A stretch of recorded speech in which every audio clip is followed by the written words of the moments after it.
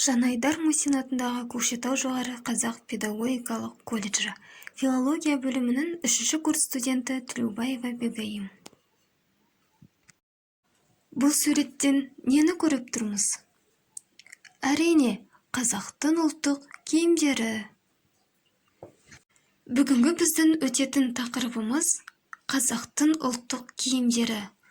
Оқу мақсаты шығармашылық қабілетін дамыта отырып, қызығушылығын арттыру. Бірінші тапсырма. Мәтінді түсініп оқып, киім атауларын кластер әдісімен толтырыңдар. Дескриптор. Мәтінді оқиды 1 ұпай, кластер әдісін топтастырады 1 ұпай, барлығы 2 ұпай. Бұл тапсырмаға 10 минут уақыт беріледі. Ойынды жинақтап, әдісті толтыр. Жарайсың. Өзіңді бас бармақ әдісі арқылы бағала. Барлығын түсіндім, енді түсініп келемін, түсінбедім. Екінші тапсырма.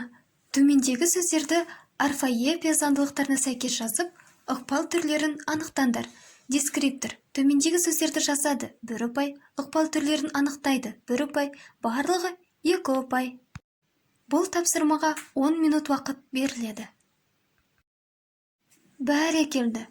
Өзіңді смайликтер арқылы бағала. Барлығы түсінікті, жартылай түсінікті, түсініксіз. Үшінші тапсырма. Сұрақтарға жауап беріп, сұхбат құраңдар. Дескриптор. Сұрақтарға жауап береді 1 ұпай, сұхбат құрайды 1 ұпай, барлығы 2 ұпай.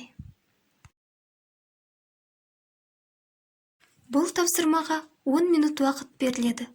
Мұқият бол. Жарайсың. Өзіңді бағдаршам әдісі арқылы бағала.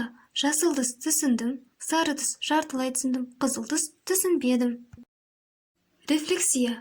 Өзіңді 5 саусақ әдісі арқылы бүгінгі сабақтан не алдыңыздар? Өзімді қалай сезіндім? Маған ұнады ма? Басқаларға көмегім тиді ме? Бүгінгі көңіл күйім қандай болды? Бүгінгі сабақ ұнады ма? Бүгін не үйрендім? Әр сабақты белсенді бола аламын ба? Сабағымыз аяқталды. Қош сау болыңыздар.